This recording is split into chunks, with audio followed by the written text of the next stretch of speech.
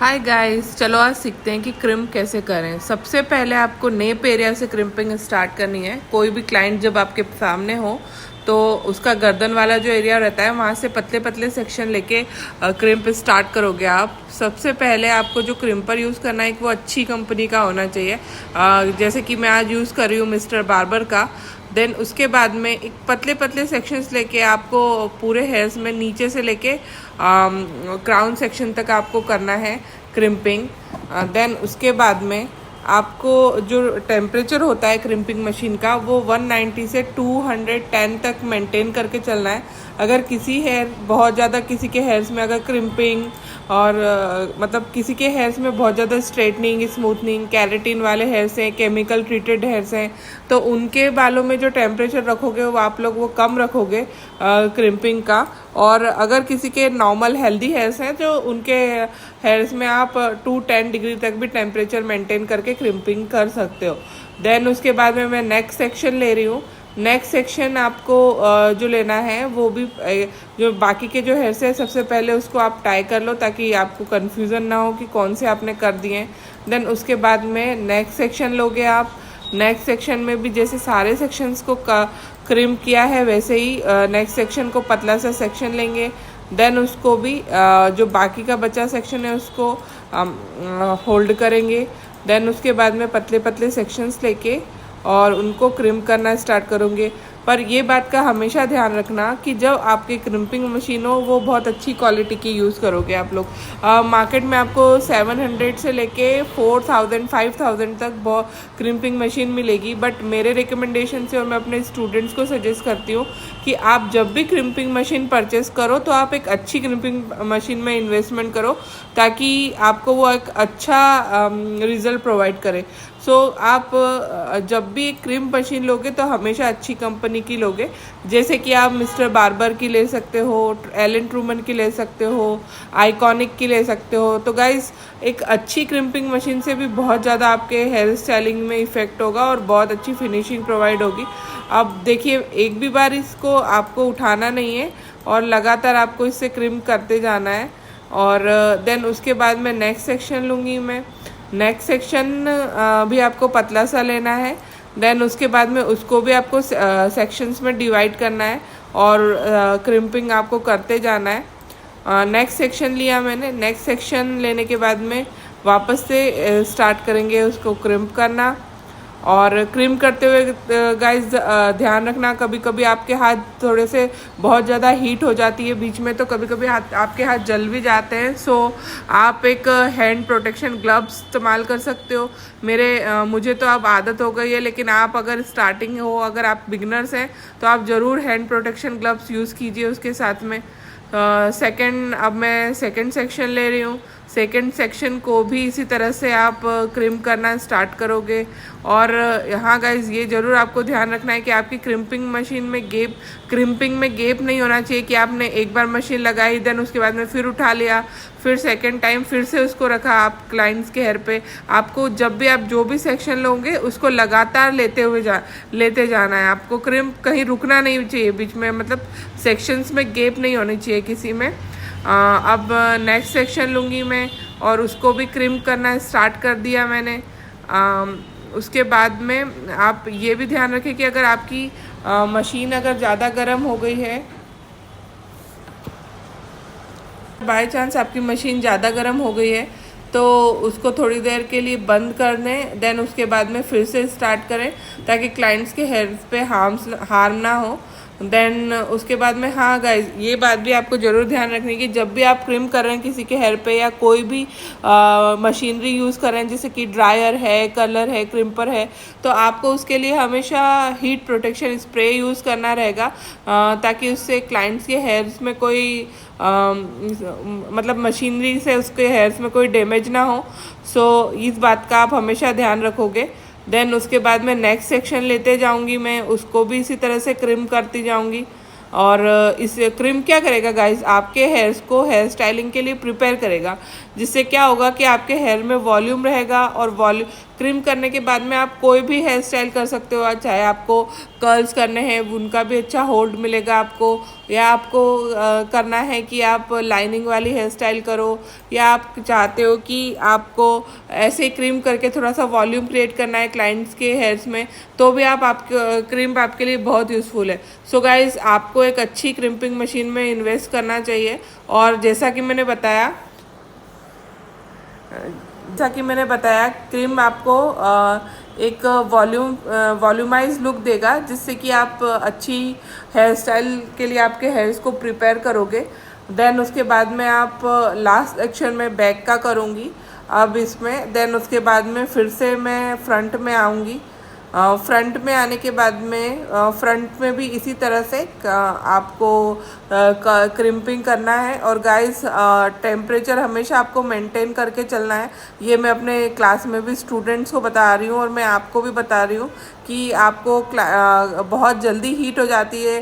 Curls machine हो गया, crimp machine हो गया, सो आपको हमेशा टेम्परेचर का ध्यान रख के चलना होगा इसके लिए। सो आपकी वजह से किसी के बालों को नुकसान ना हो। देन अब फ्रंट में आते हैं। फ्रंट में आने के बाद भी आप जो कान वाला एरिया होता है उससे एक पतला सा सेक्शन अच्छे से नीट, पहले तो सबसे पहले हेयर्स को कॉम करोगे। कॉम करने के बाद में एक नीचे से एक पतला सा सेक्शन लोगे, क्लाइंट्स के जो कान होते हैं उसके पास में से स्टार्ट करोगे। देन उसके बाद में आप आपकी क्रीम मशीन लोगे। क्रीम मशीन का जो टेम्परेचर है मैंने आपको बताया 190 से 210 तक आप रख सकते हो। अगर आपके हेयर्स हेल्दी है तो आप 210 तक वर्क कर सकते हो। देन उसके बाद में आप क्रिम्प करना स्टार्ट करोगे। बट क्रिम्पिंग मशीन देखिए, मेरी जो क्रिम्पिंग मशीन है मैं उसको बीच में एक भी बार उठा नहीं रही हूँ, डायरेक्ट लगातार क्रिम करती जा रही हूँ ऊपर से लेके नीचे तक। मतलब लास्ट जो पॉइंट रहता है अपने हेयर्स का, वहाँ से ऊपर से लेके वहाँ तक आपको लगातार क्रिम करते जाना है। वहाँ से लेके आपको नीचे तक जो बालों जहाँ तक ख़त्म होते हैं वहाँ तक आपको क्रिम्प करते जाना है। देन सेकेंड सेक्शन लिया आपने। सेकेंड सेक्शन लेने के बाद में उसको भी आप क्रिम्प करना स्टार्ट करोगे। क्रिम्प करना स्टार्ट करोगे। अब हम क्रिम्प कर रहे हैं और जो टेम्परेचर मैं अपना मेंटेन करके चल रही हूँ। और हाँ गाइस, मैं आपको एक और बात बता दूँ कि जैसे कि मैं नॉर्मल हेयर पे वर्क कर रही हूँ तो 190 से 210 तक मैं टेम्परेचर रखूँगी। और अगर अभी मैं डमी पे वर्क कर रही हूँ जो मेरा टेम्परेचर है वो 210 है। सो गाइस, अगर आप मेरे पास जो डमी है वो real hairs and synthetic hair दोनों के मिक्स है। सो अगर आपके पास भी इस टाइप की अगर डमी है, आप प्रैक्टिस कर रहे हो आपके इनिशियल डेज में, तो उनके ऊपर भी आप टेम्परेचर 210 रख सकते हो। बट क्लाइंट के ऊपर हमेशा आपको टेम्परेचर मेंटेन करके चलना पड़ेगा। अब देखो गाइस, मैंने वापस से एक सेक्शन लिया।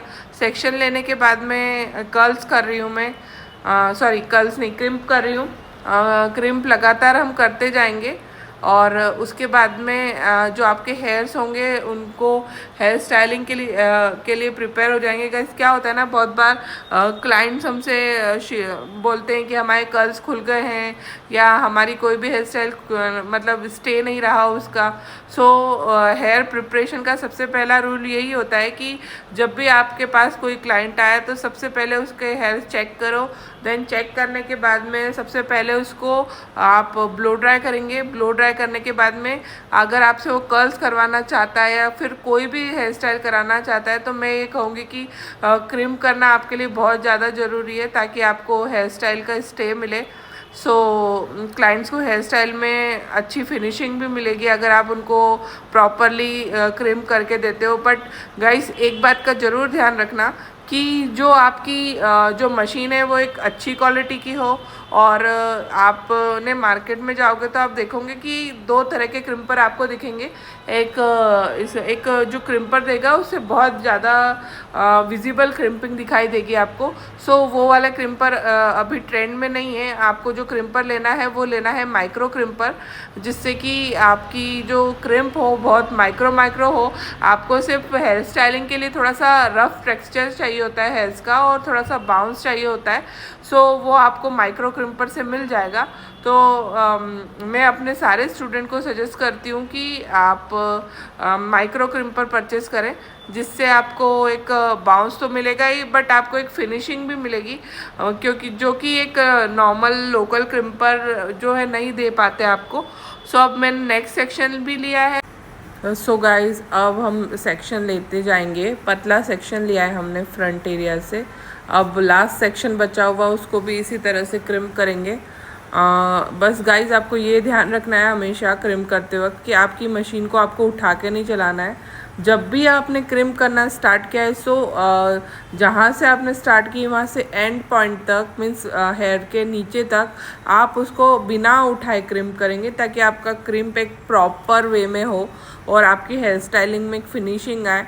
और गाइस जब भी आप क्रिम करते हैं सो हीट प्रोटेक्शन स्प्रे लगाना मत भूलिएगा, ताकि आपके क्लाइंट्स के हेयर प्रोटेक्ट रहें हीट से। और टेम्परेचर का तो मैं शायद आपको बता ही चुकी हूँ, एक बार फिर से मैं आपको बता देती हूँ कि जब भी आप क्रिम करें, सो आप जब केमिकली ट्रीटेड हेयर्स होंगे क्लाइंट्स के, तो उस पर जो टेम्परेचर होंगे वो 190 से रख सकते हैं। एंड अगर हेल्दी हेयर्स हैं जिस पे कोई भी केमिकल ट्रीटमेंट नहीं हुआ, तो उन पे आप जो टेम्परेचर होगा वो 210 रख सकते हैं। एंड गाइस अब जब भी किसी हेयर स्टाइलिंग की प्रिपरेशन करते हैं, तो जो प्रिपरेशन होती है वो सबसे पहले आपको क्या करना होता है, सबसे पहले ब्लो ड्राई करना होता है, देन क्रिम करना होता है। अब जो आपकी डमी है या क्लाइंट्स के हेयर है, वो फर्दर प्रिपरेशन के लिए, मैं जैसे कि फर्दर हेयर स्टाइलिंग के लिए क्या कि तो आपको कर्ल्स करना है, या आपको मेसी बन बनाना है, या एवरीथिंग, या आपको लाइंस क्रिएट करना है, सो उसके लिए आपके हेयर्स प्रिपेयर होते हैं, जिससे आप आपकी हेयर स्टाइलिंग स्टार्ट कर सको। और उसके बाद में आप ये देखोगे कि जब आपकी क्रिम फिनिश होती है, सो आपके हेयर्स में एक नेचुरल बाउंस होता है और एक ऐसा टेक्सचर क्रिएट होता है कि आप उस पर ईज़िली हेयर स्टाइलिंग कर सको। और जो गाइस क्रिम करने के बाद में हेयर स्टाइलिंग का जो होता है स्टे बढ़ जाता है, जिससे आपके जो क्लाइंट्स की जो कर्ल्स हैं या डिफरेंट वेरिएशन है, जो भी आप वेरिएशन आपके क्लाइंट को करके देते हो, वो थोड़ा ज़्यादा टाइम तक लास्ट करता है। सो अब हम नेक्स्ट वीडियो में सीखेंगे कि आपको कैसे कर्ल्स करने हैं, और आपको एक बहुत अच्छी सी हेयर स्टाइल में बताने वाली हूँ। और इसी तरह के हम और बहुत सारे वीडियोस लेके आने वाले, जिसमें आप हेयर स्टाइलिंग, नॉर्मल पार्लर के जो बहुत सारे वर्क्स होते हैं वो, मेकअप, बहुत सारे तरह के मेकअप, ये सब कुछ सीखने वाले हैं। सो गाइस आप हमारे चैनल को सब्सक्राइब कीजिए और बेल आइकॉन प्रेस कीजिए, ताकि हमारी कोई भी न्यू वीडियो आए सो सबसे पहले आपको देखने के लिए मिले। और गाइस बहुत बहुत बहुत सारी प्रैक्टिस कीजिए आप घर बैठे। अगर आपको कोई डाउट्स है तो आप मुझसे कमेंट में पूछ लीजिए कि मैम ये कैसे करें, या कौन सी डमी हमें लेनी चाहिए, और एवरीथिंग जो भी आपके डाउट्स हैं, या वीडियो देखते वक्त आपके कुछ माइंड में आता है, आपको कहीं प्रॉब्लम आती है, सो आप मुझे डायरेक्टली कमेंट करके पूछ सकते हैं कि आपको कैसे करना है। और गाइस ये सब कुछ जो होता है आपकी प्रैक्टिस पे डिपेंड करता है। तो गाइस आप घर बैठे जितनी प्रैक्टिस करना चाहें उतनी करें, और एक क्लाइंट को एक अच्छा रिज़ल्ट आप आपकी हेयर स्टाइलिंग में दे सकते हैं। सो सबसे पहले आपको क्या करना होगा, एक अच्छी क्वालिटी की डमी परचेज़ करनी होगी, देन उसके ऊपर आप हेयर स्टाइलिंग करना पहले सीखेंगे, और उसके बाद में आप क्लाइंट्स के ऊपर कर सकते हैं। सो मैं जो यहाँ डमी यूज़ कर रही हूँ वो एटलीस्ट 4000 का मुझे मिला था मार्केट से। तो आप भी इनिशियली आप 2000 से 5000 तक की डमी ले लीजिए, और उस पर आप प्रैक्टिस करना स्टार्ट कीजिए। सो धीरे धीरे आपका वर्क बहुत ज़्यादा इम्प्रूव हो जाएगा, और आप मेरी वीडियोस देख के बहुत ज़्यादा सीख सकते हो। और अगर बाय चांस, वैसे तो अब हम और अच्छी क्वालिटी आपको प्रोवाइड करेंगे, जहाँ कि आपको कोई दिक्कत ना आए, आप इजीली वीडियो देख के सब कुछ सीख सकें। बट अगर कहीं आपको प्रॉब्लम आती है, कोई क्वेश्चन आपके माइंड में होता है, तो आप हमें कमेंट करके पूछ सकते हैं। और ऐसे ही वीडियो देखने के लिए आप चैनल को सब्सक्राइब कर सकते हैं, और इजीली आप आपके घर पे बैठे फ्री में बहुत सारी क्लासेस, महंगी महंगी क्लासेस को बिना अटेंड किए आप बहुत सब कुछ सीख सकते हैं, जिसमें आपको मैं बिल्कुल डिटेल में सब कुछ सिखाने वाले हूँ। जो हम हमारी क्लासेस में सिखाते हैं वो आपको हम यूट्यूब पे फ्री में सिखाने वाले हैं, जिससे आप आपके घर बैठे प्रैक्टिस करके सब कुछ सीख सकें। सो अब सेकेंड सेक्शन लिया मैंने। अब सेकंड सेक्शन को भी मैं इसी तरह से क्रिम करूँगी। बट क्रिम करने में हमेशा गाइस आपको ये ध्यान रखना है कि आपकी मशीन नहीं उठनी चाहिए। जहाँ भी आपकी मशीन उठी है, बीच में से आपने क्रिम्पिंग में गैप किया है, वहाँ से आपकी हेयर का फिनिशिंग ख़राब हो जाएगा और फिर वो बाद में अच्छा नहीं लगेगा हेयर स्टाइलिंग में। सो गाइस इस बात का आप ज़रूर ज़रूर ज़रूर ध्यान रखिएगा। अब मेरा जो लास्ट सेक्शन बचा है उसी को भी मैं 2 पार्ट्स में डिवाइड करूँगी। गाइस ये बात आपको ज़रूर माइंड में रख के चलना है कि जो आपके सेक्शन होते हैं वो बहुत नीट एंड क्लीन और बहुत पतले होने चाहिए, जिससे आपका वर्क बहुत फिनिशिंग से आपको दिखाई दे और क्लाइंट्स को भी आपका वर्क बहुत पसंद आए। और ऐसी छोटी छोटी बातों से ही बहुत सारी आपकी हेयर स्टाइलिंग में बहुत सारा इम्प्रूवमेंट आएगा गाइस। आपको इन छोटी छोटी बातों का भी बहुत ध्यान रखना है जब भी आप कोई वर्क करते हैं। और इसी तरह से बहुत अच्छे से आपको क्लाइंट्स को वर्क प्रोवाइड करके देना है एंड आपकी देखना कि फिर आपका वर्क कितना ग्रो करेगा। और आपको इसी तरह से वीडियो देख के बहुत कुछ सीखने को मिलेगा। सो गाइस सब्सक्राइब करें एंड बेल आइकॉन प्रेस करें। Bye bye.